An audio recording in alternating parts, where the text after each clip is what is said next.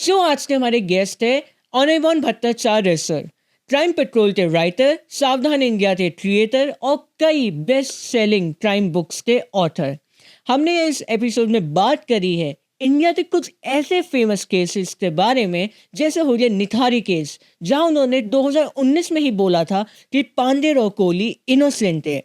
आगे हमने प्रिया सेठ टिंडर केस के बारे में बात करी है, साइनाइड मलिका और कई सीरियल किलर्स की मेथोडोलॉजी पे बात करी है, और एक famous Indian bank robbery, Chelembra bank robbery, जहां 80 किलो सोना गायब हुआ था और एक मूवी से इंस्पायर्ड रॉबरी थी।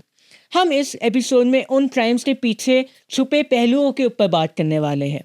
तो आइए बिना किसी देरी के शुरू करते हैं इस एपिसोड। तो welcome to the Golden Metro Show with Anirban Bhattacharya sir. Anirban Bhattacharya sir, welcome to Golden Metro Show. Thank you so much. कैसे हो सर आप? सब माया है। सब माया है। क्यों? सब माया है जिंदगी में। देखिए, जो भी आज आप प्लान करते हैं, आप सोचते हैं कि आप ही मालिक हैं एकदम और आप ही मास्टर है, लेकिन ऊपर वाले के पास आपके लिए प्लान रहता है। God's plan is the best plan। Correct. जो भी होता है अच्छे के लिए होता है। तो सर, देहरादून आपको कैसा लगा? देहरादून बहुत प्रिटी शहर है और तीसरी बार है ये। और मैं क्राइम लिटरेचर फेस्टिवल के साथ जुड़ा हुआ हूँ, तो हर साल आना होता है इधर। तो आई लव देहरादून। और मुंबई के हसल बसल से दूर, पहाड़ों के वादियों में, और वेदर भी अच्छा है। अभी दिसंबर के महीने है, तो it's nice and cold. Winter is approaching. Yes.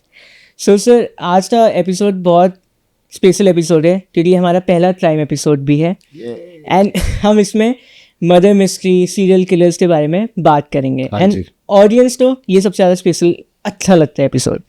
तो सर, आपकी जर्नी की शुरुआत कैसे हुई? सावधान इंडिया आप क्रिएटर रह चुके हो, आपने क्राइम पेट्रोल प्रोड्यूस और स्क्रिप्ट राइटर रह चुके हो। उससे पहले आप क्या करते थे? उसके पहले मैं चैनल वी करके एक म्यूजिक चैनल हुआ करता था। तो उसमें मैं काम करता था, शोज़ बनाता था उधर, रियलिटी शोज़, ट्रैवल शोज़, इस तरीके का शोज़ बनाता था। तो I was with television for a long time. और उसके बाद मैं डिज्नी चैनल में भी काम कर चुका हूँ। जब डेब्यूट कर रहा था? जब यहाँ पे आया 2004 में। ओके। तब वो 2 चैनल लॉन्च किए थे, एक डिज्नी चैनल और एक जेटेक्स करके चैनल किए थे, और प्ले हाउस डिज्नी वगैरह। तो I used to work at Disney channel. तो मीडिया के साथ मैं ऑलवेज जुड़ा हुआ हूँ। So yeah, that is what I was doing. And then post 2010 is when I partnered to open a production house, और 2012 में सावधान इंडिया हुआ। सावधान इंडिया का आइडिया कहाँ से आया आपके पास?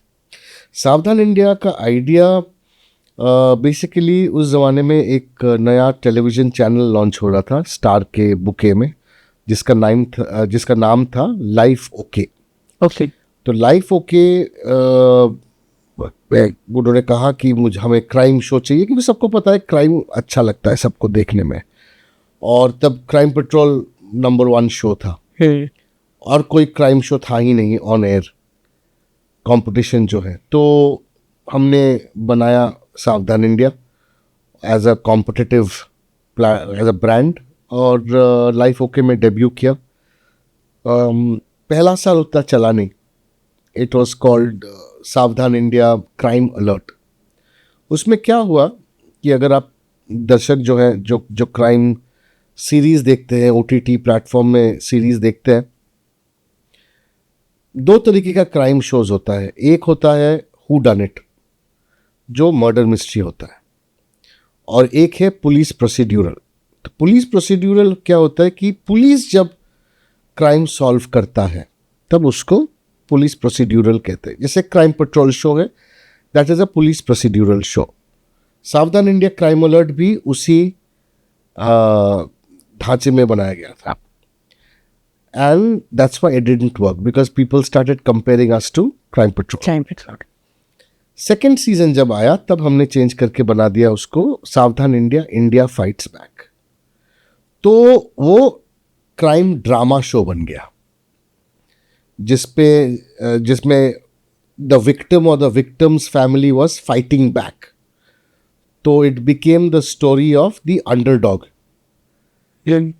और वो कॉन्सेप्ट जो है एकदम बैठ गया ऑडियंस के जहन में और दे लव्ड इट, क्योंकि एक था कि हम एकदम ही अलग टाइप के क्राइम शो बना रहे थे और Right. दूसरी कि हम जो विक्टिम है या विक्टिम के फैमिलीज उनके पॉइंट ऑफ व्यू से स्टोरी बोल रहे थे। तो दोनों चीज हो गया और then the show became so big that we even defeated crime patrol and I think for almost 2 years or 3 years we were the number one crime show on television. So how many episodes have been done Savdhan India total? Total सावधान India में at least आपका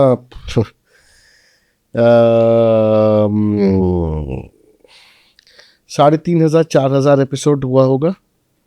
Oh my. 3,500 तो हुआ ही होगा कि 8-9 साल चला show, daily था, हर दिन नया एपिसोड। तो हाँ, उतना तो हुआ ही होगा। And सब कुछ आपने डायरेक्ट नहीं, तो सावधान इंडिया मल्टी प्रोड्यूसर शो था। ओके क्योंकि एक प्रोडक्शन हाउस के लिए डेली क्राइम शो बनाना वो नामुमकिन था उस जमाने में। तो it got distributed over 2-3 production houses जो हम मिलके बनाते थे। लेकिन बाद में आई प्रोड्यूस्ड सावधान India on my own, 160 episodes अकेले बैक टू बैक। तो Okay. we proved that it was possible to do by a single producer. तो हाँ, तो सावधान इंडिया बहुत सारे प्रोड्यूसर्स उसमें काम कर चुके हैं। तो आप स्टोरीज कैसे पिकअप करते थे? व्हाट वाज योर एम कि मुझे ये स्टोरी क्राइम स्टोरी पिकअप करनी चाहिए? क्योंकि there were thousands of stories out there. Absolutely millions of stories. हम ये देखते थे कि एक क्या अलग है इस केस में। It could be the story, it could be the incident, it could be जो हमारे मेन कैरेक्टर्स हैं, शायद उनमें कुछ नयापन है या अलग सोच है। या केस में कुछ है, जैसे कोई लैंडमार्क केस होता था, तो we took that as well. और हमारा ये कोशिश था कि हम ऐसे केसेस चूज करें जो देख के ऑडियंस को कुछ सीख मिल जाए। सावधान इंडिया का जो मेन इम्पॉर्टेंट पॉइंट था कि हम सिर्फ एंटरटेनमेंट नहीं दे रहे हैं ऑडियंस को, बट सीख भी दे रहे हैं। तो उस मामले में सुशांत सिंह जो है होस्ट हमारे, he played a very important role. जैसे क्राइम पेट्रोल में अनूप सोनी करते, सुशांत सिंह इधर। सो ही बिकेम द सूत्रधार, और वो कहानी के बीच में आते थे और फिर वहाँ पे एक्सप्लेन करते थे या सीख के बारे में हमें बताते थे। So that became a USP also on the show. So sir, how did you find your niche in crime, thriller, transitioning from content head, author? तो आप तो अपना इसमें नीच कैसे मिला? जी मुझे क्राइम में इंटरेस्ट नहीं हो रहा है। ऑथर तो मैं बाद में बना। ओके तो नीच जो है क्राइम में, अगर मैं क्राइम में अगर मैं बोलूं कि आप जो है 4 साल के उम्र से आप क्राइम पसंद करते हैं, कि आप विश्वास करोगे मुझे? थोड़ा टफ होएगा, है ना? नॉडी पढ़ा है? नॉडी जो कॉमिक आता था या बुक्स आते थे। हाँ पता है। नॉडी का गाड़ी चोरी हो जाता है। क्या है वो? क्राइम है। हार्डी बॉयज, फेमस 5, सीक्रेट 7, सब क्राइम बुक्स है, क्योंकि वो सॉल्व कर रहा है केसेस। टिन कॉमिक्स, हाँ क्राइम है, केस सॉल्व कर रहा है वो। हैरी पॉटर, हाँ it's a crime. It starts of with a double murder of his own parents. शायद we never noticed We have been loving crime since the time we have been reading. कुछ भी ले लो आप, Byomkesh Bakshi, Feluda, Sherlock Holmes, कुछ भी ले लो, सब तो क्राइम ही क्राइम है. So we love crime since the time we've been reading. Okay? तो जब सावधान इंडिया बना, तब मैं जब लिखते गया, प्रोड्यूस करते गया, डायरेक्ट करते गया एपिसोड्स, तो I started enjoying the format. और एक कहावत है कि if you do something for 10,000 hours then you'll become an expert at it. तो मेरे लिए एक नया जॉनर था ये क्राइम. और I produced, directed, wrote, all of that. Once I realised कि आई एम एंजॉइंग दिस और एक डेप्थ और अंडरस्टैंडिंग मिल गया, then I decided to write the first book, which is called The Deadly Dozen, India's Most Notorious Serial Killers. Serial killers. We have this book of yours, the India's Most Deadly Notorious Dozen Serial Killers. तो deadly dozen नाम है इस किताब का. और मैं ये लिखा क्योंकि हम जब सीरियल किलर्स के बारे में बात करते हैं तो लगता है कि वो सिर्फ अमेरिका में ही बैठे हुए हैं सब. True, we have Western influence a lot on this. Correct. तो हम सोचते हैं कि सीरियल किलर्स तो अमेरिका में ही है. गिनती हमारे है कि इंडिया में 36 सीरियल किलर्स हैं. And nobody knows about it or nobody knew about it. So this is India's first book about Indian serial killers. So that is how I made my debut in crime writing. Okay. So what does this book stories contain? Stories contain, it's called The Deadly Dozen, यानी 12 कहानी है. Okay. It's about 12 serial killers of India. And इनके सच्ची कहानियाँ जो हैं, कैसे ये सीरियल किलर बने, क्यों बने, कैसे ये क्राइम करते थे, पुलिस कैसे इनको चेस किया या क्लूज निकाले, इन्वेस्टिगेशन कैसा हुआ, कैसे पकड़े गए, सब एक एक चैप्टर में है ये. What's your favorite story in this? My favorite story is probably cyanide Mallika जो है, वो एक औरत थी जो बहुत ही लोअर मिडिल क्लास बैकग्राउंड से आई थी. मुझे वो स्टोरी अच्छा लगता है क्योंकि she was very very clever. Clever in sense? Clever in the sense कि कैसे एक विक्टिम को पटाना होता है या फंसाना होता है. Okay. उनको पता था. For example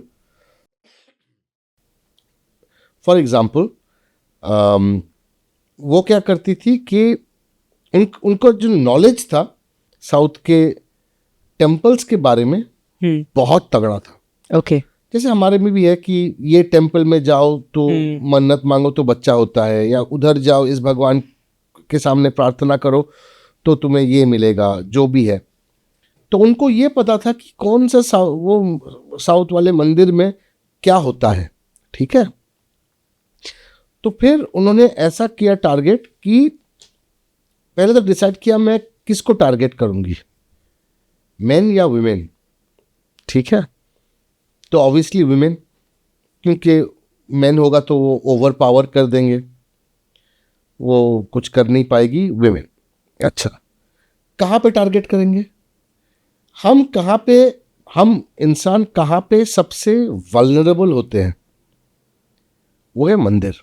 True. क्योंकि हम मंदिर जाते हैं या तो बहुत खुश होके शुक्रिया देने के लिए, हाँ. या हम एकदम दुखी होके जाते हैं कुछ मदद मांगने के लिए. करेक्ट. दोनों स्टेट ऑफ माइंड यूफोरिया है. एक यूफोरिया है, एक एकदम डिप्रेशन है. यानी वी आर वेरी वल्नरेबल. तो उन्होंने डिसाइड किया I will target women in temples. अच्छा, टेम्पल में वो जाके खड़ी हो जाती थी लाइन पे खड़े होके पूछती थी जो भी सामने है, अच्छा बहन नाम क्या है तुम्हारा, कौन से गांव से आए हो, क्या चाहिए तुम्हें, क्या परेशानी है. और वो भी बोल देती थी औरत जो है कि मैं सास मुझे तंग करती है क्योंकि मैं बच्चा नहीं दे पा रही हूँ अच्छा बच्चा चाहिए, तब तो तुम गलत मंदिर में हो, वो वाले मंदिर में तुम्हें जाना चाहिए, इधर क्यों आए हो? मुझे बहुत एक स्पेशल पूजा आती है करना। तो अच्छा क्या पूजा आता है तुम्हें? तो ये एक स्पेशल पूजा है, मंडला पूजा, जो मैं ही कर सकती हूँ। अगर तुम आ जाओ गुरुवार को, अगले गुरुवार तुम आ जाओ उस मंदिर पे, मैं तुम्हारे लिए ये पूजा करूंगी और तुम्हें तुम्हारा मन्नत एकदम पूरा हो जाएगा, बच्चे आपको मिल जाएगा। और मलिका कहती थी कि आप जब आओगे तब एकदम जेवर वेवर पहन के आना, क्योंकि आप खुद भगवान को प्रेजेंट कर रहे हो खुद को। ओके। ये स्पेशल पूजा है, ठीक है? तो बेचारी वो वैसे ही जिंदगी उनका एकदम प्रॉब्लमेटिक है, तो वो विश्वास कर लेती है कि और कुछ बोला सॉल्यूशन मिलेगा। हाँ सोल्यूशन है, और बोल दिया कि भाई किसी को मत बताना, नहीं तो वो मन्नत टूट जाएगी। So the woman would meet Mallika at that temple and Mallika, cyanide Mallika would do some puja, ऐसे हड़ुगुड़ू वाड़ुगुड़ू fake rituals. हाँ वो सब हाँ। पूजा वूजा करके फिर वो चन्नामृत होता है हाँ। या लड्डू होता है, तो उसमें उन्होंने साइनाइड मिक्स कर दिया होता है। ओके। तो बोलता है ये पानी पी लो, ये भगवान का आशीर्वाद है, ये लो ये पानी पी लो, ये करके नाक दबा के पानी डाल देती थी और मुंह बंद कर देती थी। और वो बेचारी सोच रही कि ये चन्नामृत पी रहे हैं या लड्डू खा रहे हैं प्रसाद, और with in seconds they would be dead. ठीक है? Now as soon as they are dead, Sainath Malika used to take out all their jewelry and vanish. That is the modus operandi of Sainath Malika. She did only one. No, she did multiple. And how was she caught? She was caught accidentally in a bus stand where she was trying to sell some old phones that she had picked up from victims, and she was acting suspicious, so then she got caught over there. Okay. So she was, I think she tried to escape also, but then she was overpowered by the crowd. और तब तो पता भी नहीं, तब लोग शायद सोच रहे थे कि ये मोबाइल चोर है। Okay. असलियत तो पता ही नहीं था। जब पता चला तब it became a big case. Correct. और it also was little clues were happening कि किसी को बोलना नहीं था घर पे कि वो कहाँ जा रही है, लेकिन वो बता दिए थे कि एक मैं औरत पूजा के लिए जा रही हूँ, एक औरत से मिल रही हूँ। तो पहली बार वो सुराग मिल गया पुलिस को कि ये औरत कर रही है। पहले तो सोचा कि ये मर्द कर रहे हैं, कि विमेन को विक्टिम बनाए तो मर्द ही होगा, उनको पता ही नहीं था कि ये औरत है। So that's how then the case got solved. So according to all your research, what common characteristics you found in the serial killer's psychology? एक तो है कि जो वेस्ट में सीरियल किलर्स है वो इंडियन सीरियल किलर से बहुत अलग है। कैसे? उधर क्या होता है कि उनके बचपन में कुछ होता है उनके साथ, पेरेंट्स, उनकी सोसाइटी भी काफ़ी फ्रैक्चर्ड है, राइट? डिवोर्स होता है, सेपरेशन होता है, बच्चे को सिस्टम में दिया जाता है, then they are adopted by other parents और they are looked after, so all of that वो होता है। तो एक स्कार रह जाता है काफ़ी बच्चों में। So there serial killers have seen something happen to them in their childhood which then has affected them.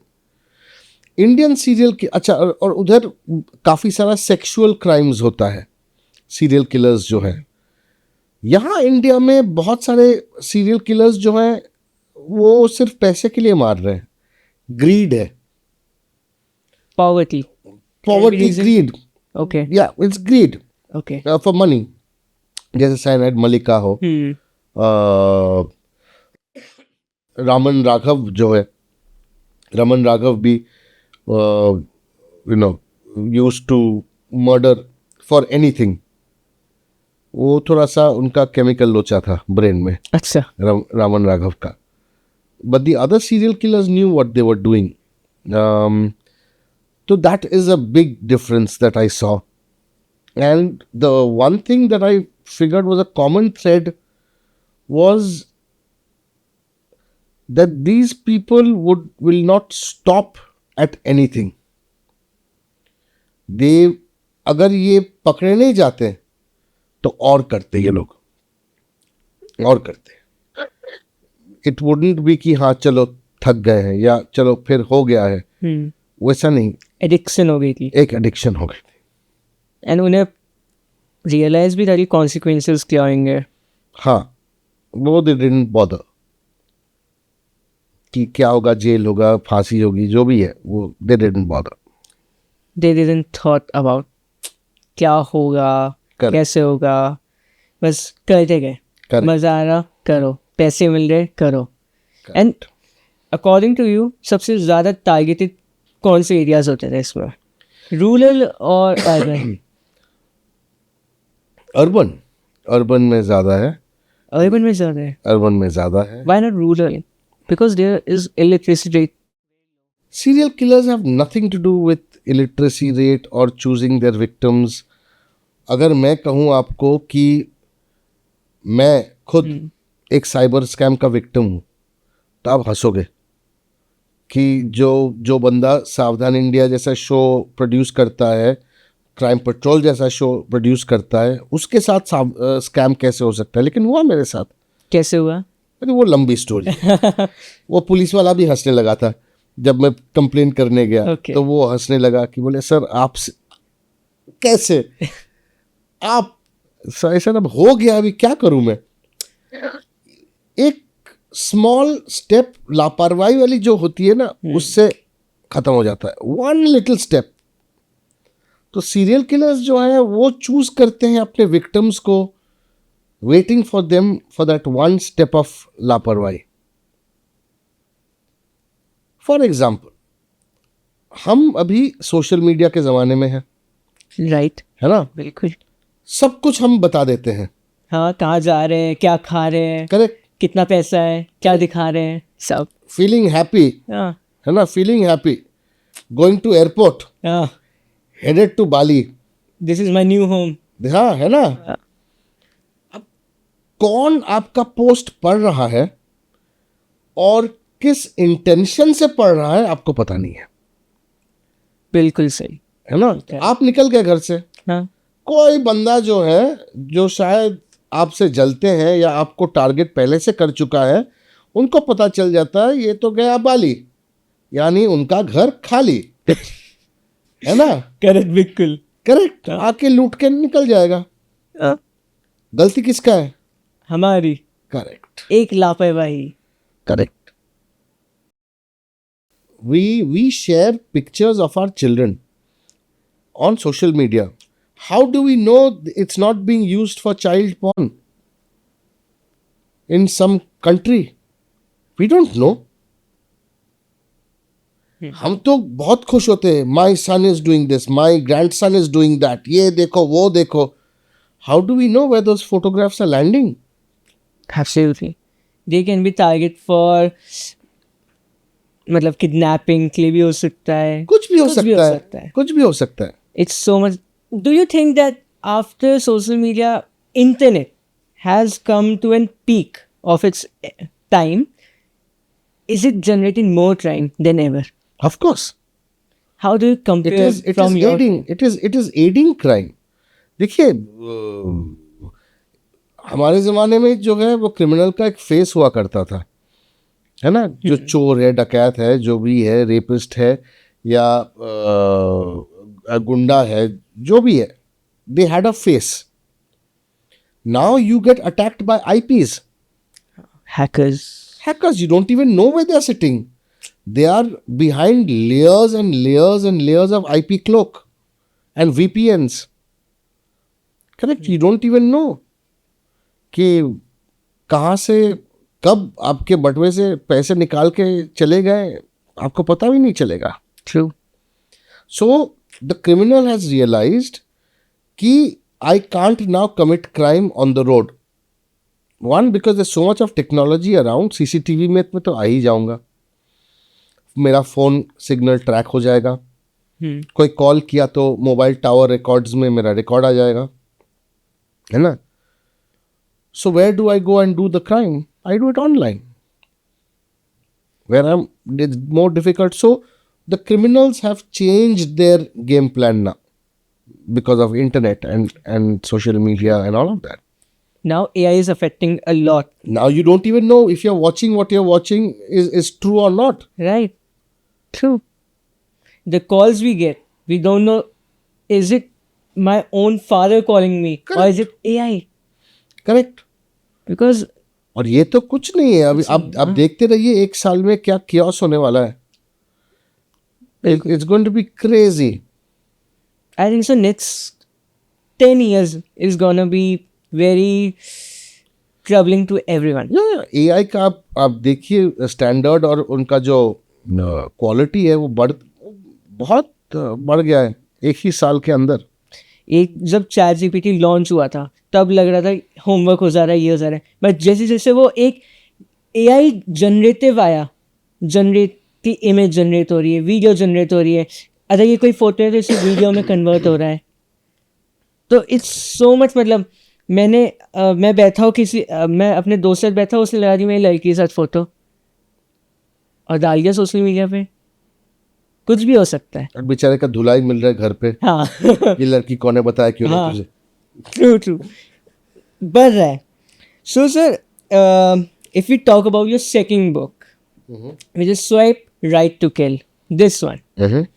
So this is about Nithari case. No. Sorry. Priya Seth Tinder case. So can you explain this case to us? Swipe Right to Kill जो है मेरा तीसरा किताब है penguin के साथ, true crime किताब है. और ये एक मशहूर केस हुआ था जयपुर में 2017-18 के बीच में. प्रिया सेठ करके एक लड़की है जो फलना करके एक बहुत छोटा गांव है राजस्थान में, फलना से जयपुर आती है और बड़े शहर में पहुंच के एकदम चकाचौंध हो जाती है, क्योंकि वो देखते हैं बड़े शहर में ये है वो है, कॉलेज में जो है पढ़ रहे हैं, उनके दोस्त इंपोर्टेड कार्स में आते हैं, सिगरेट फूकते हैं, दारू पीते हैं, डिज़ाइनर क्लोथ्स पहनते हैं और उनके पास कुछ है नहीं. तो वहाँ से पैदा होता है ग्रीड, एम्बिशन, कि किसी हालत में, किसी भी हालत में मैं ये सब पाऊँ. She starts working different industries और उनके हाथ में आता है टिंडर. अब टिंडर आपको पता है एक डेटिंग ऐप है. उसमें क्या करती थी वो, she used to pretend to be a sex worker and she used to hire people whoever used to come, these two, and उनको वो ठगती थी. She cheated 1,000 men on Tinder. Okay. And minted crores of rupees. ठीक है, तो उनका एक lifestyle हो गया कि अब सब कुछ आसानी से मिल रहे थे.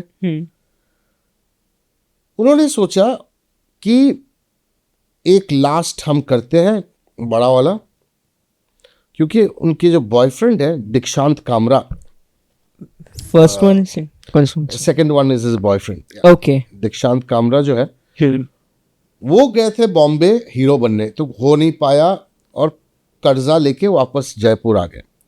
और दीक्षांत मिला प्रिया सेठ को टिंडर पे ही.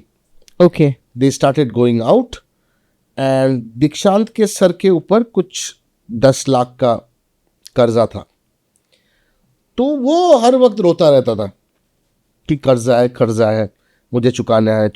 तो प्रिया सेठ ने बोला चलो ठीक है, एक लंबा बड़ा सा हाथ मारते हैं और तुम्हारा कर्जा जो है निकल जाएगा. तो वो टिंडर में ढूंढती रहती थी विक्टिम्स कौन है. तो एक प्रोफाइल आया उनके सामने, नाम था विवान कोहली. विवान जो है नोएडा में एक बहुत famous rich businessman, young businessman थे, और जो अक्सर जयपुर आते जाते थे बिजनेस के लिए। ओके। नोएडा से जयपुर, जयपुर से नोएडा।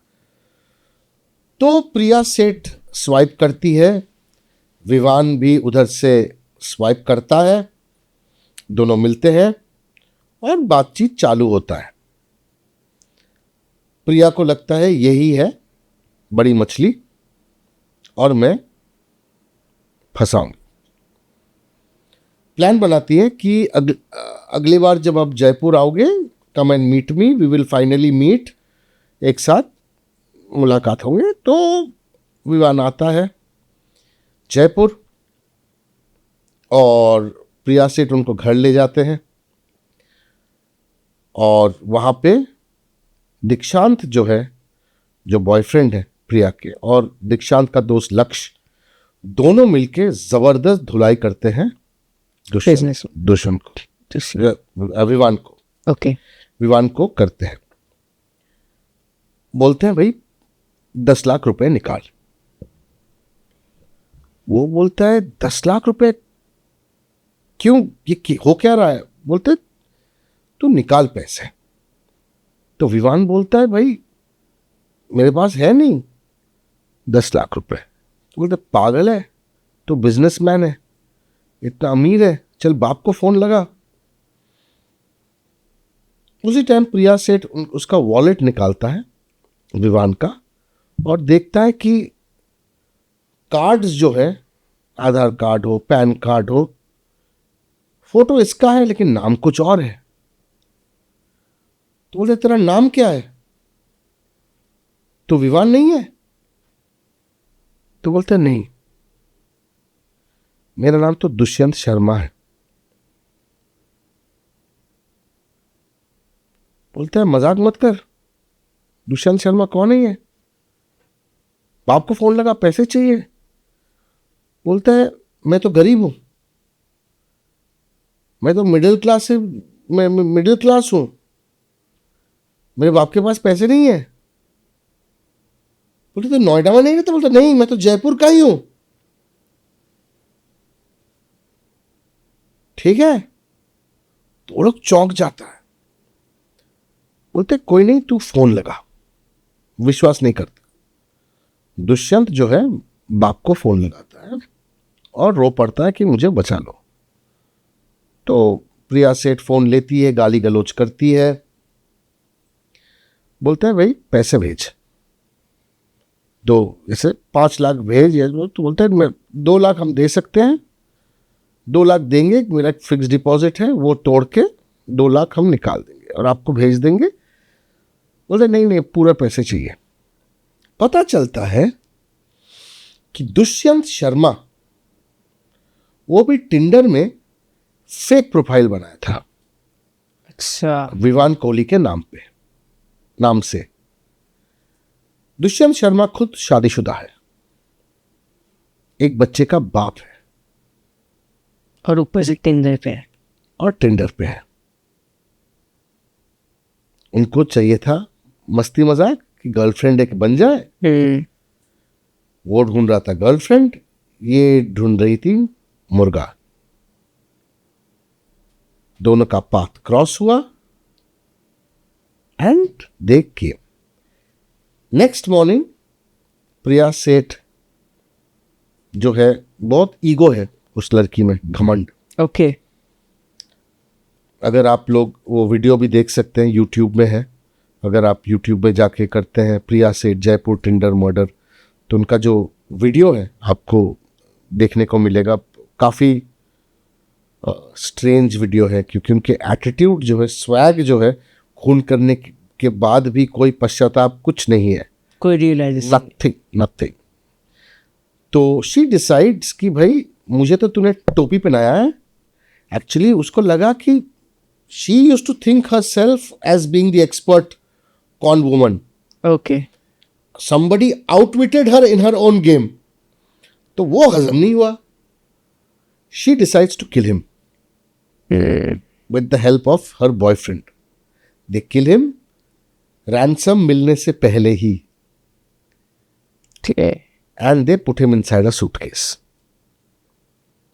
बाप उधर से ransom भेजता है, not knowing that his son is already dead. Dead.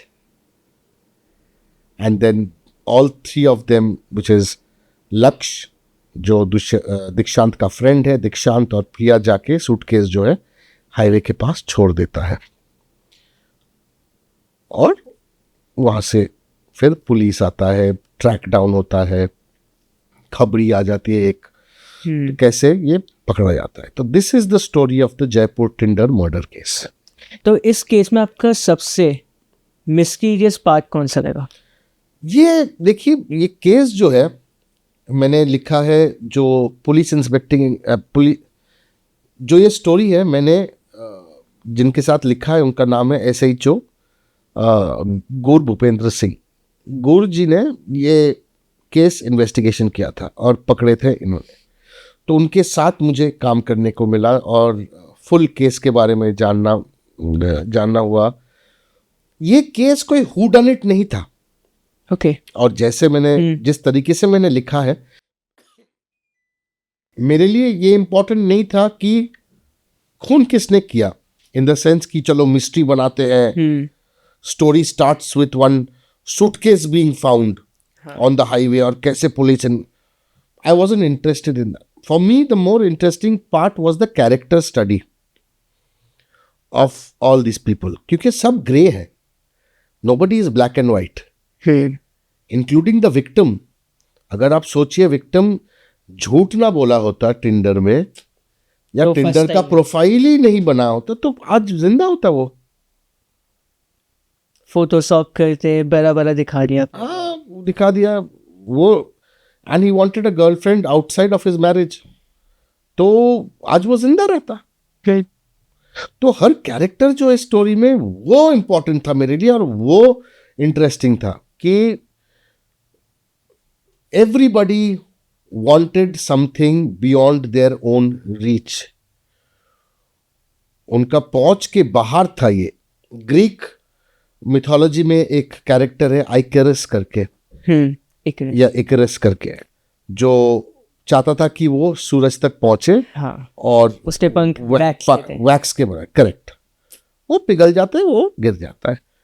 इस कहानी में सब के सब इकरस है. They want to reach something that they will never get.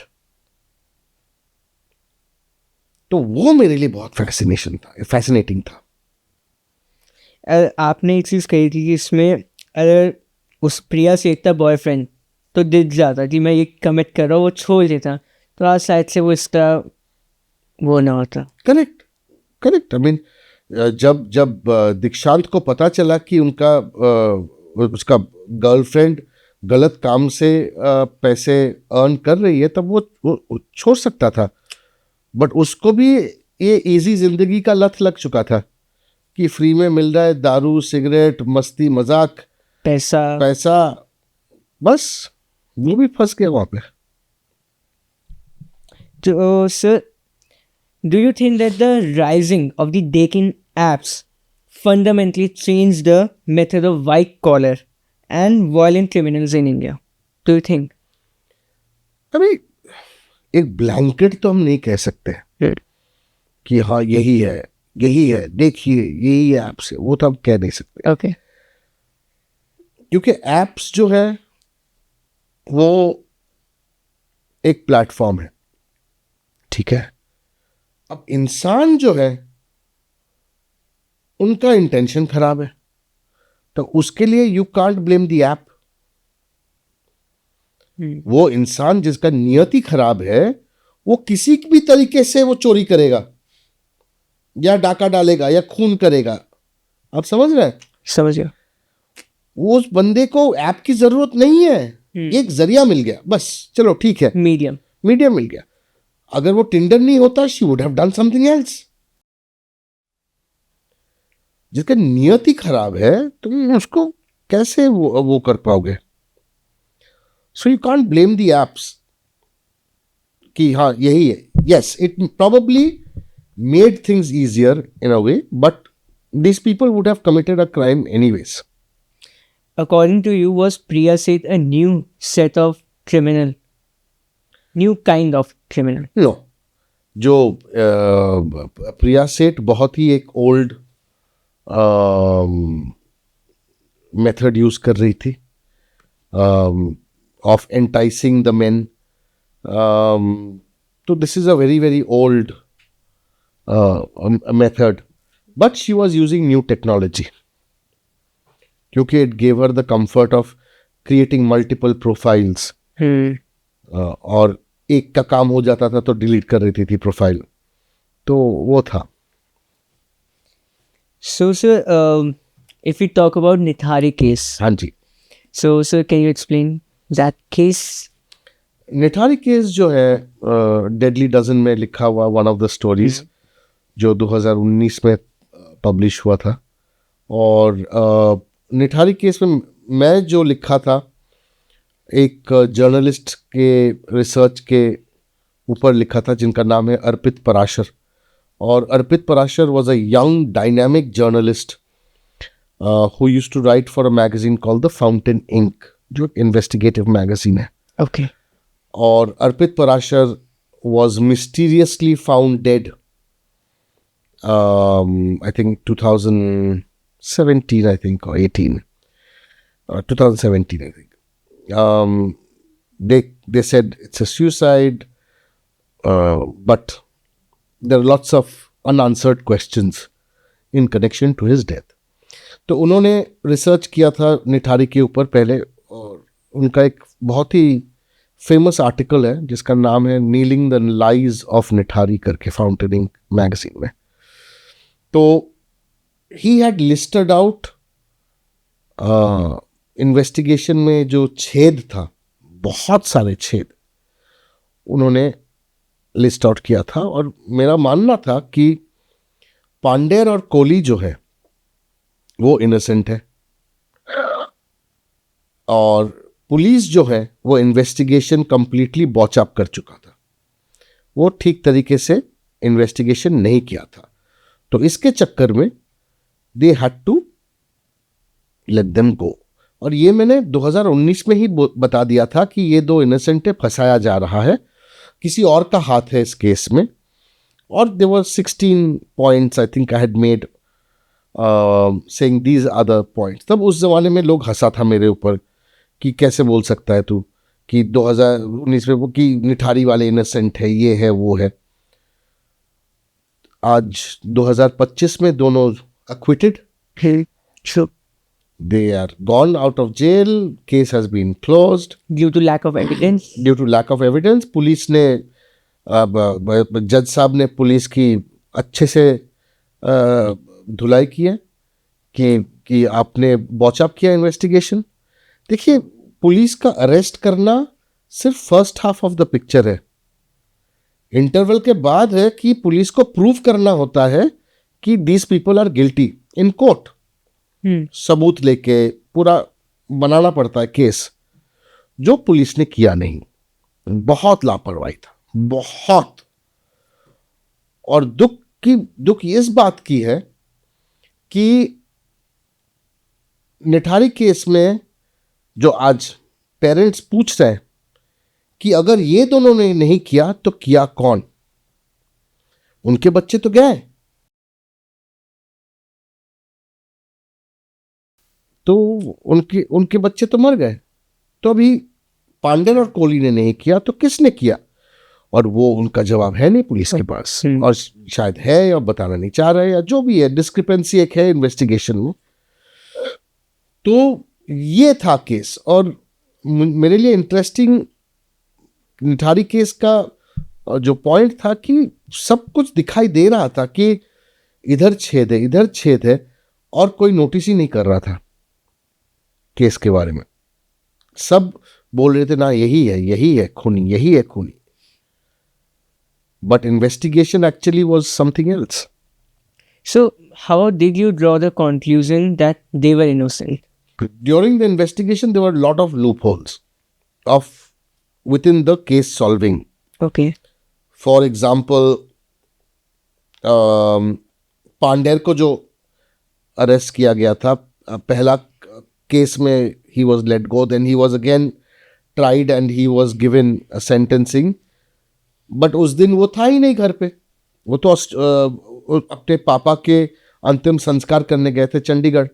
अच्छा, दूसरी केस जब हुआ, दूसरा वाला केस जब हुआ, then he was in Australia. तो there were lots of these loopholes, right. और कोहली जो है, बोला गया था कि कोहली मारते हैं इन सबको, फिर जाके वो मांस काट के फिर पकाता है, ये वो। कोई नहीं देखा घर पे, और तो 3 मेड सर्वेंट्स थे वहां पे, एक औरत और दो सर्वेंट्स शायद थे, एक साथ रहते थे। उनको कोई दिखाई नहीं दिया, उनको सवाल ही नहीं पूछा गया था कोर्ट में। So there were lot of loopholes. जिस दिन निठारी का कंकाल जब निकाला गया था, उसी दिन निठारी वाले जो है D5 के अंदर घुस गए और तहस नहस कर दिया। यानी कि the scene of crime was contaminated, it was compromised. अब कुछ भी वहां से निकले can not be used as conclusive evidence, ठीक है। उसके बाद जब CBI वगैरह पुलिस इनको पूछताछ करता है कोहली को, कोहली बोलता है हाँ, वो एक फ्लावर पॉट के नीचे आप जाओगे तो एक चाकू मिलेगा, या वो वाटर टैंक के नीचे एक चाकू मिलेगा जो मैं इस्तेमाल करता था काटने के लिए। हमें कैसे पता कि गांव वालों ने नहीं रखा है या पुलिस वाले खुद नहीं रखा है और कन्फेशन ले रहा है? Anything coming out of that house is now is inconclusive, right? So बहुत सारे जो है, ये फ्लिप साइड अब देखो कि अगर पांडेर और कोहली सचमुच में गिल्टी है, ये मान लो, it can never be proven now because the police have screwed up the investigation, right. And वो जो लोग घुसे उनके घर पे, पूरा क्राइम सीन तो उन्होंने डिस्ट्रॉय कर लिया, कोई एविडेंस नहीं, correct, can not be prove anything, correct. So दोनों केस में पेरेंट्स सफर कर रहे हैं क्योंकि उनको जस्टिस नहीं मिला, इंसाफ तो गया ना। हाँ, या वो इनोसेंट थे तो मर्डर किया कौन, हाँ, और वो गिल्टी थे लेकिन पुलिस के लापरवाही के चक्कर में उनको छोड़ना पड़ा। सफर कौन कर रहे दोनों केस में? पेरेंट्स। इसमें कुछ ये भी सुना था कि 2 साल पहले इन्हीं के आसपास एक डॉक्टर रहता था। हाँ जी, इनके बाजू में रहता था, D6 में एक डॉक्टर रहता था, जिनको नोएडा पुलिस ने अरेस्ट किया ना, picked up for interrogation in regard to organ trafficking. Okay. और फिर उनको छोड़ दिया गया था कि आप ठीक है, इनकंक्लूसिव कुछ एविडेंस नहीं मिला तो छोड़ दिया गया। और फिर निठारी कांड होने से 2 साल पहले एक कटा हुआ हाथ भी मिला था D5 के पीछे से, जो पुलिस वाले ने, जो कांस्टेबल आए वो बोला कि भाई दफना दो वापस, ये तो एनिमल कार्कस है, एनिमल का पार्ट है, ह्यूमन नहीं है। तो ये सब होता रहता। तो ये डॉक्टर जो है उनका D6 का डॉक्टर है, उसका जो नौकर है वो बोला पुलिस को कि हाँ भाई मेरा मालिक तो डॉक्टर है, पूरा दिन बैठा रहता है, कोई पेशेंट ही आता नहीं। अच्छा, बॉडीगार्ड्स भी है, कौन सा डॉक्टर के पास बॉडीगार्ड रहता है? किसी के पास भी नहीं। और क्यों नहीं आता है पेशेंट अगर आप डॉक्टर हो? तो lot of these question marks remain unanswered. Can you tell us something about organ trafficking nexus? उसमें ज़्यादा मुझे नॉलेज है नहीं। ओके। बट ऑर्गन ट्रैफिकिंग तो होता है, देश भर में होता है, because there is a need for organ transplants होता है, इधर होता है, अब्रॉड होता है। From what I know of my research while doing Savdhaan India और crime patrol is that it is present, it is not something that is कि OTT के सीरीज में दिखा जाता नहीं, ये हकीकत है, ऑर्गन ट्रांसप्लांट रैकेट होता है, एक बहुत बड़ी नेक्सस है। बहुत सही. तो sir, your book, Indians Money Heist, हाँ जी. the चिलम्बरा. Chilambara bank robbery. हाँ जी. So your focus shift from serial killers to the bank robbery. देखिए, मैं जब किताब लिखता हूँ ना, तब मुझे अगर मुझे एक स्टोरी अच्छा लग जाता है तो आई राइट अबाउट. Okay. तो ये चिलम्बरा बैंक रॉबरी जो है केरला में हुआ था, एक बहुत ही छोटा सा एक गांव में. और मैं इस केस के बारे में पहली बार सुना था 2008 में, जब ये केस हुआ था कि 80 केजी सोना, 80 KGs of gold was stolen. और मुझे तब से मैं चाह रहा था कि हाँ, मैं कुछ करूं, लिखूं, ये वो. तो 12 साल बाद I got in touch with the police investigating officer जो एसपी था उस जमाने में, who had solved the case. Then he introduced me to his team of 16 police officers and constables, all of that. And then I wrote India's Money Heist. So I choose my stories कि कुछ exciting नयापन आ जाए readers के लिए. Serial killers था बहुत dark हो गया था, तो I wanted to write a nice masala true crime story. और ये एकदम full on masala true crime story है. So that is how I chose to write about this book. Okay. So what's the favorite part in this story? My favorite part is the criminal, जो बाबू है नाम इनका. He is India's smartest criminal, mastermind. इतना शातिर है वो बंदा कि मैं कह नहीं पाऊंगा कि ये बंदा कैसा है.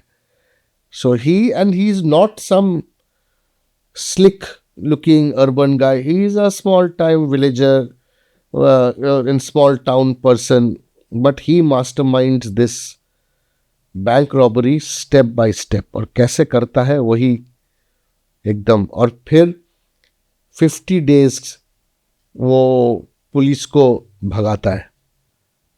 Can you tell us the story? So Babu was a criminal who wanted to pull off one last big job, एक last heist. तो वो क्या करता है कि ऐसा बैंक चूज करता है जो फर्स्ट फ्लोर में हो. अच्छा. ठीक है. ठीक है. वो जाके बैंक में पूरा मेजर करता है फुट स्टेप से कि इधर मैनेजर बैठता है, उधर ये बैठता है, उधर ये करता है, यहाँ पे स्ट्रांग रूम है, इधर लॉकर रूम है. और नीचे आके वो भाड़े पे लेता है बैंक के नीचे वाला दुकान. ओके. और बंद कर देता है, बोलता है रेनोवेशन फॉर रेस्टोरेंट. ठीक है. और चालू करता है मेजरमेंट करके, पता चलता है कि मेरे सर के ऊपर लॉकर वाला रूम है. मैपिंग कर ली थी उसने. मैपिंग कर ली थी. ठीक है. And then he drills a hole straight into the locker room. वो चूज करता है सैटरडे रात को, क्योंकि संडे बंद रहेगा. तो उसके पास 24 आवर्स तक है, 36 आवर्स तक है कि वो भाग भी सकता है. हाँ, कि मंडे सवेरे बैंक खुलने से पहले हम निकल जाएंगे. He puts a hole. He had seen a film called धूम. धूम का इन्फ्लुएंस हुआ उसके ऊपर. हाँ, जॉन इब्राहिम वाले धूम. ओके. उसमें क्या होता है, वो जो है क्रिमिनल ऊपर से नीचे आता है. बाबू रिवर्स्ड इट, नीचे से हम ऊपर जाएंगे. So he goes and he drills a hole and he goes straight into the locker room. Okay. And 80 kgs of gold gone. Gone. और पकड़ा कैसे गया ये बहुत लंबी कहानी है, वो जो अब रीडर्स को तो पढ़ना पड़ेगा. शॉर्ट में आप बता दीजिए. शॉर्ट तो हम बता देंगे तो किताब कौन पढ़ेगा. वैसे ही जेनजी आप लोग पढ़ना बंद कर दिए हैं. ट्रू. जितने भी मैंने अभी तक जितने भी गेस्टों को होस्ट किया है, सब एक चीज बोलते हैं, read. It is reading, but this generation has become so used to everything being served to them on a plate, whether it's an audio book or it's a podcast or anything, वो readymade मिल जाता है. तो बोलते हैं भाई पढ़ के क्या फायदा. स्पून फीडिंग चाहिए. तो read the book. So sir, while much of the global true crimes discussion focuses on male serial killers, you have explored shocking cases involving women, such as the infamous Anjana Bai, हाँ जी, Anjana Anjana Bai, who used infants as decoys. Correct. So, in your experience, what are the key differences between a male serial killer and a woman serial killer? women serial killers are more dangerous, क्योंकि एक हमारे दिमाग में भी औरत जो है एक मदर फिगर है, that of a nurturer, that of a loving emotional person. और वो जब सीरियल किलर बन जाता है तो then she is far more dangerous than the male. So वो शॉकिंग था मेरे लिए. और स्पेशली इन अंजना बाई वाले केस I जहाँ was reading it and it was so much terrifying. Like कैसे एक जब वो बस स्टॉप पे थी, एक बच्चा रो रहा, उसे थप्पड़ मारा, तब भी नहीं रो, और तेज, फिर उसे रेलिंग से मार. It was so much correct time. Correct. तो वो बहुत ही डार्क स्टोरी है. और कैसे इनोसेंट बेबीज को वो लोग मारते थे छत से जमीन में पटक के, पुलिस से बचने के लिए वो करते थे. So that was again, so I mean you can see the level of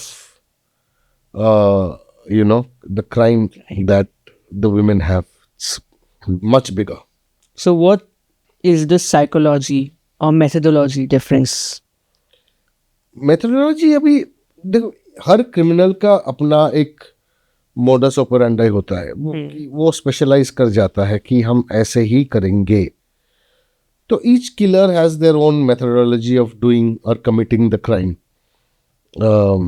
जैसे साइनाइड मलिका का मैंने बताया कि ऐसा एकदम डिटेल में कि कैसे वो विक्टिम्स को चूज करती थी, कैसे फंसाती थी.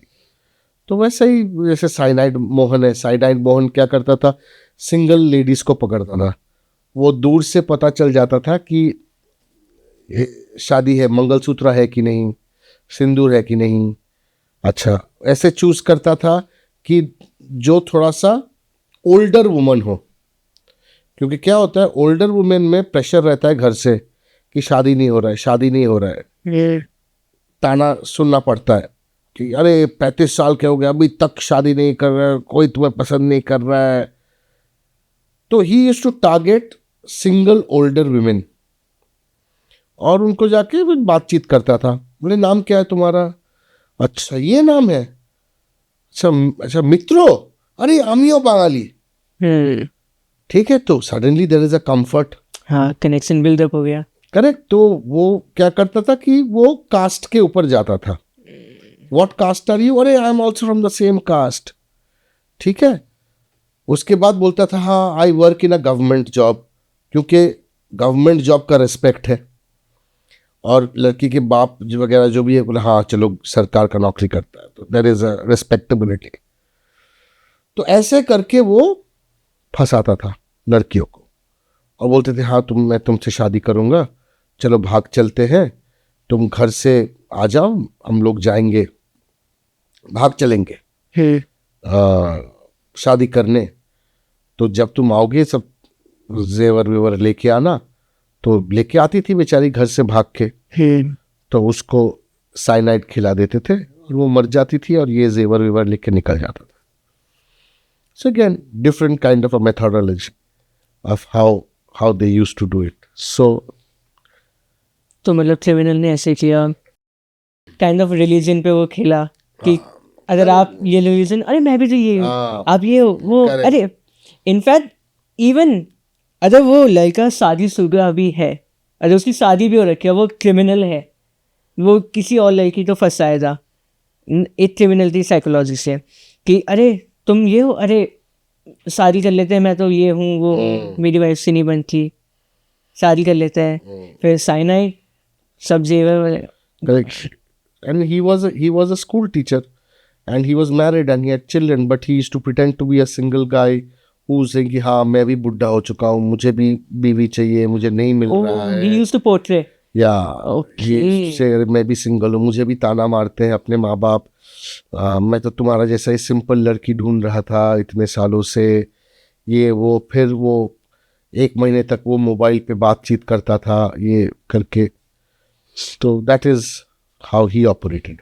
कभी आपने कोई ऐसा केस देखा है जिसमें पूरी फैमिली इन्वॉल्व हो, as such kind of a case? Anjana Bai was that case. Anjana Bai and her 2 daughters used to do it. Okay. Yeah, so the mother and 2 daughters used to kill the babies. So, sir, after 2 decades of writing into dark crime realities, have you never had a very bad mental health? So, हाँ, 2 decades तो हुआ नहीं है, अभी एक ही decade हुआ है। okay. हाँ? जब मैं लिखता हूँ कि हाँ. ऐसे स्टोरीज, डार्क स्टोरीज लिखता हूँ, हाँ ऑफ कोर्स मेंटली मुझे वो डेफिनेटली एक इम्पैक्ट रहता है। Hmm. जैसे वो सीरियल किलर की किताब जब मैं लिख रहा था तो I was affected a lot. होता है। So, how do you cope up with that? अभी कुछ है नहीं कोप करने के लिए ना, क्योंकि किताब खत्म करना है तुम्हें लिखना, तो दैट पीरियड आप यू सफर कंप्लीटली।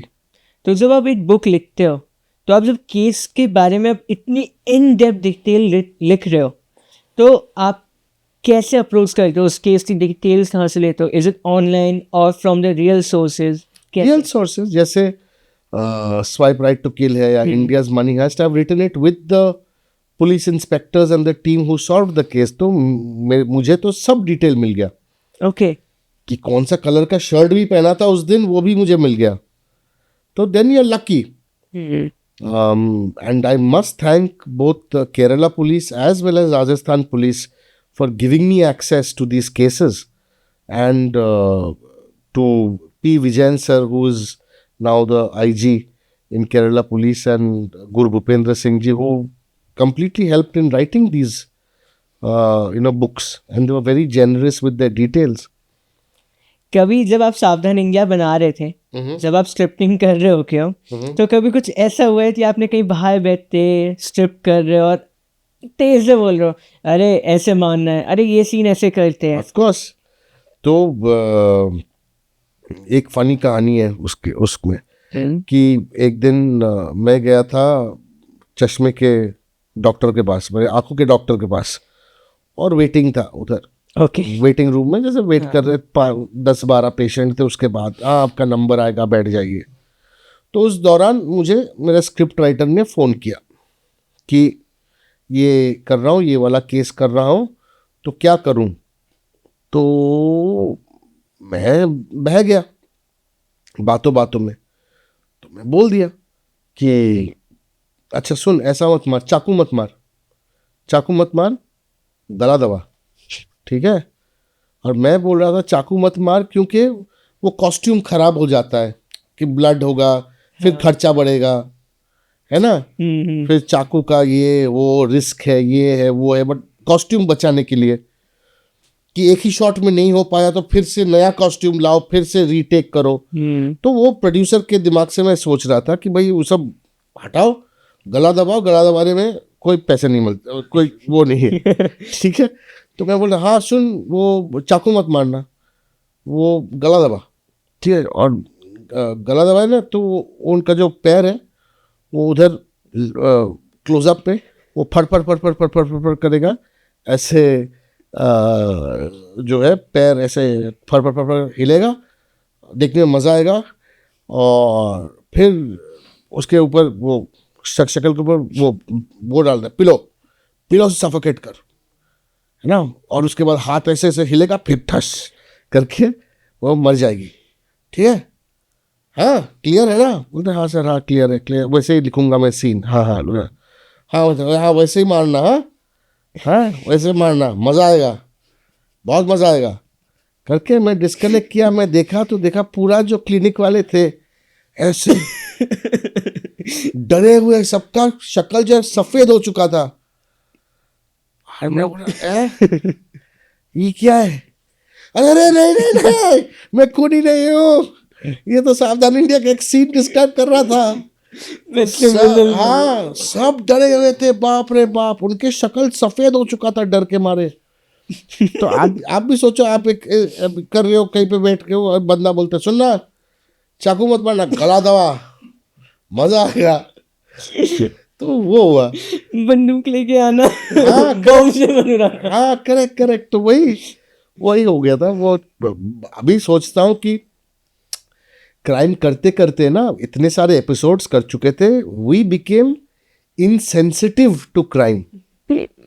एक अभी इनसेंसिटिव का हिंदी क्या है पता नहीं, but we became insensitive to crime कि हाँ ठीक है, क्योंकि इतना देख रहे थे क्राइम सावधान इंडिया के दौरान। हर हर घंटे पे हम लोग क्राइम रिसर्च कर रहे थे, या शूट कर रहे थे, या लिख रहे थे, या डायरेक्ट कर रहे थे।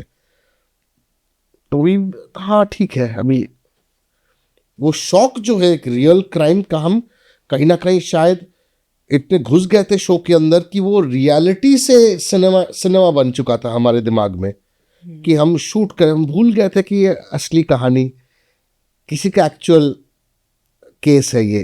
तो ऑडियंस के लिए एंटरटेनिंग बनाने के लिए या सिनेमैटिक बनाने के लिए हम लोग शायद खो गए थे। क्या फिक्शनलाइज करते हो एपिसोड्स को? थोड़ा बहुत तो करना पड़ता है, थोड़ा बहुत तो करना ही पड़ता है। आप जब दाल पकाते हो थोड़ा बहुत तो तड़का देते हो ना लास्ट में, तो वही तड़का है। केसेस सच सच केसेस होता है, बट उसका थोड़ा सा एम्बेलिशमेंट करना पड़ता है, तो थोड़ा सा फिक्शन हम ऐड करते हैं। जब आप स्क्रिप्टिंग कर रहे होते हो तो आप कौन से पॉइंट ऑफ व्यू से देखते हो एक क्राइम सीन को? Depends on whose point of view the story is from. For example? For example swipe right to kill में 4 पॉइंट्स ऑफ व्यू है। तीनों क्रिमिनल का पॉइंट ऑफ व्यू है और एक विक्टिम का पॉइंट ऑफ व्यू है। So I am telling their story from their point of view, क्योंकि ये 4 पैरेलल स्टोरी एक साथ होके मर्ज होता है, they come together, right? India's money heist is told from 2 point of views. पहला कि पुलिस की एक मुकाम पे आके रुकता है, फिर I go to criminal point of view and I show how the crime was committed. Then the last is how the police catch them. So it depends on how you structure the story. या आप सावधान India का कोई episode they लो, तो वहीं पे हम decide करते हैं कि किसका स्टोरी हम बता रहे हैं, किसके साथ जुड़ के हम ये एपिसोड बना रहे हैं। तो वो डिपेंड करता था, वो ऑर्गेनिक एक प्रोसेस है, हम डिसाइड करते थे कि किसके साथ जाएंगे। कभी आपने ये सोचा है कि मतलब मैंने ऑनलाइन जब मैं भी पढ़ रहा था कि सावधान इंडिया, क्राइम पेट्रोल के एपिसोड्स देखते क्रिमिनल्स तो बहुत आइडियाज़ मिलते हैं कि इसने इस केस में ऐसे मिस्टेक किए, हम ये ना करें तो हम बच जाएंगे। So have you ever give a thought to it? अभी सावधान इंडिया जैसे शो में हम क्या कहते थे, सावधान रहे, सतर्क रहे, क्योंकि हम चाहते थे कि दर्शक जो है वो, पहली बात तो ये है कि वो उनको हम डराते थे, डरा के रखते थे, क्योंकि हम फिगर आउट किए थे कि आप जितना अच्छे से अच्छे भाषा में अब अगर कुछ बोलो ना, कोई भी, कि आप अगर एक माँ जो है बच्चे को बोल रहा है बेटा मत कर, बेटा मत छुओ, क्यों कर रहा है बेटा, लग जाएगा ना, अरे तू रुक, क्या कर रहा है, द बच्चा will go and do exactly that. तो बोलोगे रुक, छूना मत, हाथ कट जाएगा, तब डर जाएगा बच्चा। We were doing the same with Saavdhan India. We wanted the audience to be alert. Criminal प्यार करने नहीं आ रहा है, आप समझ रहे हैं? They are coming to harm you. You better be prepared. तो तब ऑडियंस को समझ में आया कि हाँ भाई, क्योंकि आपको पता नहीं ना कौन सा इरादा लेकर कौन आ रहा है आपके पास। True, right. You don't know. तो क्रिमिनल जो है वो they will commit a crime, whether it is through this method और दैट मेथड. हम जो दिखाते थे, हम क्यों दिखाते थे कि हाँ कि मोबाइल टावर से मिल जाएगा, क्योंकि क्या होता है बहुत बार पुलिस इन्वेस्टिगेशन में बहुत बार ऐसा हुआ है कि पुलिस हेल्प नहीं किया है, रिपोर्ट नहीं लिखा है और इनको भागना पड़ा है महीनों जो भी है. This was giving them the knowledge to the audience कि भाई ये भी पूछ लो. हाँ, तो उसमें क्रिमिनल को भी मिल रहा है देखने को कि भाई अच्छा मैं मोबाइल नहीं लेके जाऊंगा, ये ठीक है तो मोबाइल मत लेके जाओ, सीसीटीवी तो पकड़ेगा तुझे. इधर से कान पकड़ो या इधर से कान पकड़ो, बात तो कानून का हाथ जो है दोनों कान एक साथ पकड़ लेंगे तुम्हारे. You can't escape the law. पकड़े आप जाओगे, वो तो गारंटीड है. आज नहीं तो कल पकड़े जाना. Of course. सर आज की जनरेशन तो यूथ स्पेशली हम जैसे क्राइम से अवेयर रहने के लिए आप क्या मैसेज देना चाहोगे हमारी गोल्डन मेट्रो शो की ऑडियंस को? अब मैं जो बोलूंगा तुम सुनोगे नहीं तो फायदा क्या है बोल के. मैं बोलूंगा कि stop sharing on internet, stop sharing your life on internet, है ना. तुम बोलोगे धत बुड्ढा कहीं का क्या बोल रहा है ये, है ना. Because we are all in this for like subscribe and comment छोड़ा. हाँ, बेल आइकॉन को जरूर दबाना, सब्सक्राइब टू माय चैनल टुंग करके, है ना. तो this is what we do, right. But that is where it starting from. That is we overshare now. We overshare. And that is a dangerous thing. And for this generation, आप लोग technology इतना हमारा generation जो है technology को, how do I put it, we were using technology to get things done. It was once in a while कि हाँ ठीक है ये अच्छा ऐसा होता है क्या, अच्छा. Technology now is everywhere and this generation, the young people have become completely reliant on technology. Correct. है ना. You spend more time doom scrolling then bloom scrolling. दर करते रहो. मैंने कुछ है भी नहीं फिर भी रील देख रहे हो. Your attention span is screwed. True. Now you don't have any patience. True. More than 3 seconds. आप पढ़ते नहीं हो किताब, ठीक है, किताब छोड़ दो, आप कुछ करते ही नहीं हो 3 सेकंड के ज्यादा. You don't have that patience and it's what is happening is every time you're seeing a reel, it's releasing dopamine in your head. You're becoming dopamine addicts. Correct. आपको हाई चाहिए, नशा चाहिए, डोपामीन. हमें dopamine कब मिलता था? एक अच्छा पिक्चर देख लिया किसी दिन, अच्छा किताब पढ़ लिया, है ना, माँ ने प्यार से झप्पी दे दी.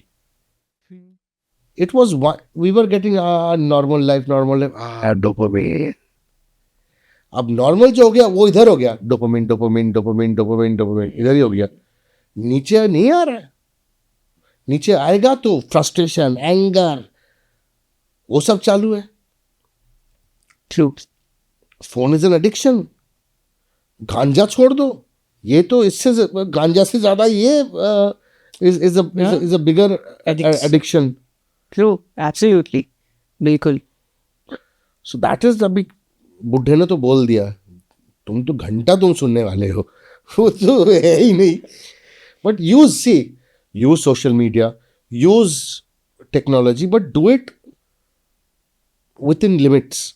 Try and guard yourself and your family. That is the important part. आपने जैसे डूम स्क्रॉलिंग के बारे में बोला, हम्म, दो टाइप की स्क्रॉलिंग होती है, Doom and Bloom. Doom scrolling जो इंस्टाग्राम की फीड में आ रहा है, चपाचप चपाचप देखे जा रहे हैं, बट ब्लूम स्क्रॉलिंग जो देखना है, इंफॉर्मेटिव, अगर कुछ देखना है, जैसे मैं अपना ब्लूम स्क्रॉलिंग करता हूँ, मुझे देखना है कि मुझे मोटिवेशन सुननी है, मुझे कुछ कोट्स याद करने हैं, मुझे टेक्नोलॉजी के बारे में देखना है, तो मैंने अपनी फीड तो उस हिसाब से स्ट्रक्चर कर रखा है। आपका एल्गो ऑलरेडी हाँ, नोज। मैंने अपने एक ऑफिशियल अकाउंट के अलावा बाकी पीवीडी अकाउंट बना रखा है जिसमें मैं ब्लूम स्क्रॉलिंग करता हूँ कि बस मुझे ये देखना है, ठीक है मैं पॉडकास्ट करता हूँ, मुझे मोटिवेशन चाहिए, अच्छा कोई नई टेक्नोलॉजी आई है, कोई नया ऐप आया है जिससे मेरा वर्क ईजी हो, so what it's sending me knowledge, but where other are doom scrolling, अरे रिलेशनशिप वाली आ गई, अरे ऐसी वाली, अरे खाने की आ गई, ये आ गई, क्या मीम्स देखते रहो, ये वही है। so it's kind of very low. So thank you so much, sir, for joining us today on Golden Metro Show. It's such an honor to have a conversation with you. It's an honor to meet you, the whiz kid of Dehradun. Thank you so much for having me on the show. आपका interviews में देखता हूँ Instagram पे, और बहुत अच्छा लगता है कि you guys are lucky in that sense, because you have so many career options, right? And you are the master of your own destiny. True. है ना? तो आपके पास इतने एवेन्यूज है कि you can decide what you want to do, and you are following your passion, which is absolutely great, and you have very supportive parents, so always be grateful for that. Yeah, I'm always grateful to my parents. And gratitude is the most beautiful thing that we must all have. Be grateful for whatever you get. खाना मिल रहा है, be grateful. खुशी मिल गई कहीं से, be grateful. Girlfriend ने love letter लिखा नहीं, अरे यार, मैं सोचा टेस्ट कर लूं, एक अंधेरे में पत्थर फेंक दिया था, टन करके आवाज नहीं आई। I'm single because I'm focused on my career, right? Damn good. When I will become something, then. But love is beautiful thing. Love is beautiful thing. Trust me. वो है, but yeah, and आपके जो दर्शक है, I want to leave you with two thoughts. One is हम online shopping बहुत करते हैं. अगर महीने में आप 10 किताबें खरीदते हो या साल में 10 किताबें खरीदते हो ऑनलाइन, मेरा विनती है कि 10 में से जो है 6 जो है ना, वो कोई बुक स्टोर से खरीद लो, है ना, लोकल बुक स्टोर से खरीद लो, और 4 जो है ऑनलाइन खरीद लो पैसे बचाने के लिए, है ना. लेकिन वो जो 6 जो है वो लोकल बुक स्टोर से खरीदो, क्योंकि लोकल बुक स्टोर्स जो है ना, वो हमारे लिए बहुत इम्पोर्टेंट है. कल्चरल स्पॉट्स होता है, नॉलेज स्पॉट्स होता है, और बुक स्टोर्स चला गया ना तो बहुत कुछ चला जाएगा. एक वो है. दूसरी है कि आप इंडियन ऑथर्स को सपोर्ट करो. हमारा नाम फ्लांग फ्लूंग टूंग टांग अंग्रेजी में है नहीं कि कैलाहैन ये लहन वो हैन है नहीं, लेकिन हम लिखते अच्छे हैं. इंडियन ऑथर्स जो है ना, लिखते बहुत उम्दा है. तो ज़रा इंडियन ऑथर्स को भी सपोर्ट किया करो, और बस support Indian authors, support Indian book stores, and जो ज्ञान में दे रहा था उसको ही एंटी अगेंस्ट बोलूँगा. प्लीज़ फॉलो, सब्सक्राइब और like my channel. But to be honest, मैं जब बुक्स खरीदता हूँ तो मैं ऑफलाइन बुक्स को उसे खरीदता हूँ. वो सुन के पढ़ के you get a chance to read. अरे आई कैन रिलेट. और ऑनलाइन क्या है, फ्रंट पेज वही कवर है और एक बैक पेज, एंड वैसा एक क्यूआर कोड, बस वही है. बट अंदर क्या है, अंदर खजाना क्या है, करेक्ट, वो करेक्ट, एक ऑफलाइन बुक स्टोर में पता चला. तो वो है. Thank you so much. God bless you. Thank you so much. Lots and lots and lots of success. Thank you so much. I have a son who's a little older than you, so I am very happy for you. and I wish you all the best in your life. Thank you so much, sir. Beta. Thank you so much, sir. Thank you so much, sir. Thank you.